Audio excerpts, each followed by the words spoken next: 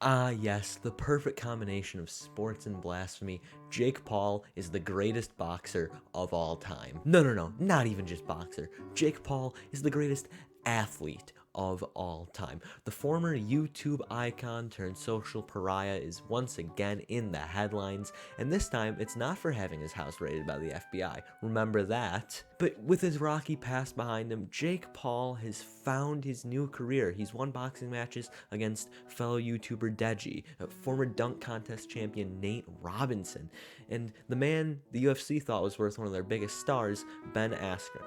And now let's just talk about how silly all of that is. Just how it's so silly. It's silly. So very far before this fight, two very important things happened. Jake Paul had his house raided by the FBI and had firearms seized, and the UFC traded Mighty Mouse Demetrius Johnson for Ben Askren, aka the man who would get knocked out by Jorge Masvidal in 5 seconds.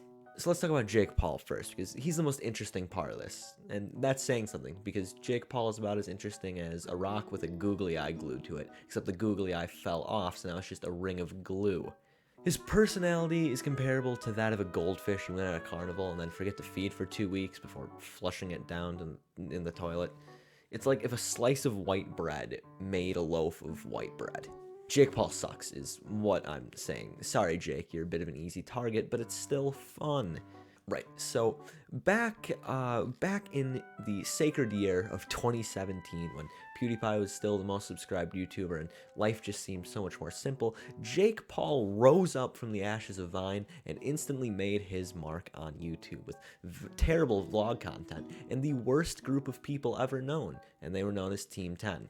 This all came to the forefront of YouTube when Jake the Snake Paul and his Team 10 decided to make a song, and then everything that was good and pure on this earth died, came back to life, and died again.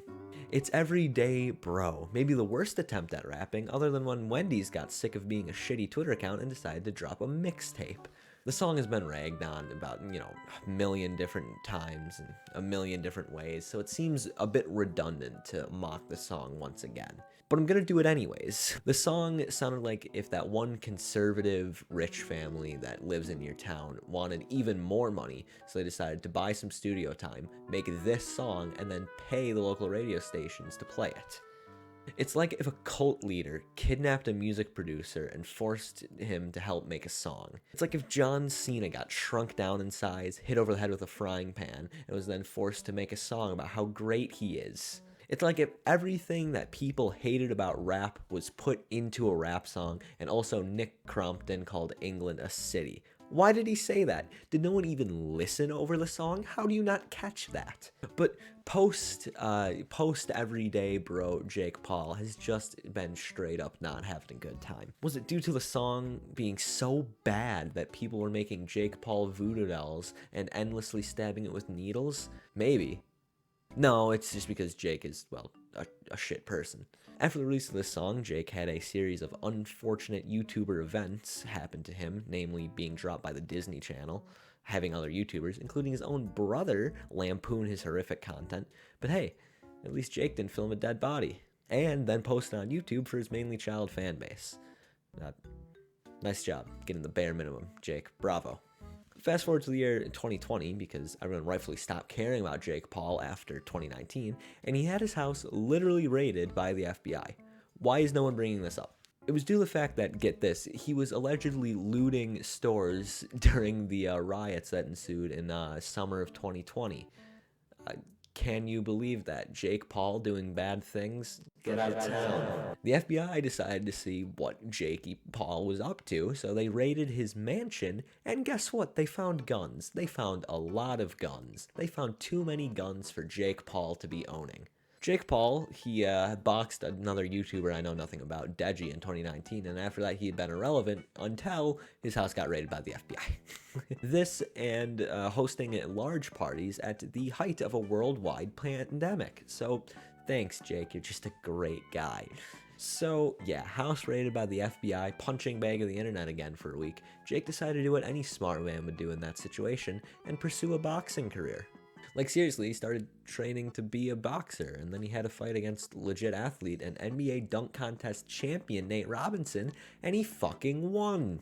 I wish I was joking. He actually fucking beat him, and the internet clowned Nate Robinson for a few weeks, rightfully, before not caring anymore, because that's the internet. So that's pretty much the Jake Paul background. Let's talk about Mr. Ben Askren, aka the least baddest man on the planet. So, Ben Askren, an accomplished collegiate wrestler, was doing good things in the realm of mixed martial arts. So many good things, in fact, that the UFC decided to trade one of their most accomplished and established fighters in Demetrius Johnson for him. Not only was I unaware of the fact that the UFC could just trade people, but I was also unaware that they could make a trade as stupid as this. Like, I get why they did it. Demetrius, it didn't look like he was going to re-sign because he was nearing the end of his contract, and it didn't look like he was going to stick around. The UFC wanted to invest in their future, and Ben Askren was one of the most promising fighting prospects the UFC had ever laid eyes on. They invested in their future, and that future got punked by Jorge Masvidal in 5 seconds. Like, seriously, embarrassed on pay-per-view. 5 goddamn seconds. Knocked out in less time than it takes to properly heat something in a microwave. You could have looked down, tied your shoelaces, looked back up, and the fight would have been over. If you had paid money to see this specific fight, you'd have been better off taking your money, setting it on fire, and laying it out for your dog to piss on. Ben Askren was ruined after this fight. I mean, plain and simple. Nothing could be done to stop the downward spiral his career would soon take.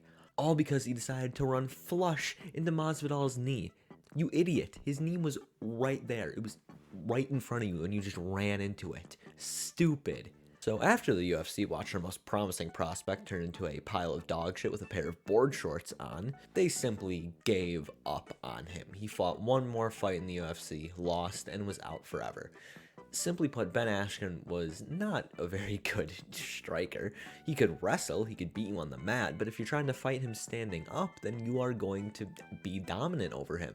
Given you're a UFC fighter with a mixed martial arts background, if you're someone like me, you would be eaten alive. And by the end of his UFC tenure, it looked as if he had just stopped caring. His whole wrestling prowess was completely gone as he got submitted in his final fight in the UFC. 3 mere fights for funky Ben Askren, a complete waste of time and money on the UFC's part. So much allure to this undefeated prospect, and then he got dunked on by Masvidal 5 seconds.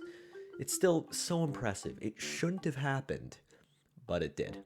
So here we are, the year of our Lord 2021, and Jake Paul has knocked out the former future of the UFC. And how on earth did it happen? Well, for one, Jake Paul had actually taken boxing seriously. I mean, it's kind of crazy, the man who put about as much effort into his content as that kid in your class that would just shove the papers he got directly into his backpack, no folders, no nothing. How did you live? Safe to say, Jake Paul the Barbie doll was not supposed to be even slightly decent at boxing, but it looks like he is. Or does it? As mentioned, Ben Askren, never much of a striker, much more preferring an on-the-mat style of fighting. So what happens when you put him in boxing gloves and tell him to stand the whole fight? Nothing good, and nothing good is exactly what we got. Pair this with the fact that Askren came into the fight looking like he was one McDonald's cheeseburger away from an early retirement, and you get a recipe for the disaster. I mean, seriously, he looked as if a middle-aged dad ate another middle-aged dad. He looks like if Tyson Fury put on a dollar store wig and lost a full foot of height. He looks like somebody Jake Paul would fight. The worst shape of his life, combined with presumably a lack of passion for professional fighting, all the stars aligned for Ben Askren to roll over and let Jakey hands off Mr. Snaky Paul have a cheeky little victory. Did Askren let Paul win? Probably not, but by taking this fight and the paycheck involved, I mean, he already lost 3 fights in the UFC, and he was relegated to fighting the Walmart version of Paulie D. What more do you have to lose? Askren had no image to maintain, no real goals in the realm of professional fighting at this point. It makes sense that he would take the easy way to a paycheck and put 0 effort in to get it. Stage or not, Ben Askren is a stain on the legacy of the UFC, and that is saying something, because the UFC has done some wild shit in their past, more stains than that creepy older guy who stands behind you in the line at Walmart. Ben Askren deserved better than this, to be the laughing stock of the internet after getting knocked out by the other laughing stock of the internet. But alas, just a few unfortunate events and your career can be written off as a joke. We now have to endure the wrath of Jake Paul, who finally thinks he's good at something again. What a scary world. Thank you guys for watching. I hope this video was a real knockout. Not literally, of course, because then you couldn't like the video or subscribe or do anything. You could share it with other people if you're not knocked out, which hopefully you aren't. I would love if you did that, if you showed your friends or your coworkers or anybody this video. Thank you guys for watching. I'll see you in the next one.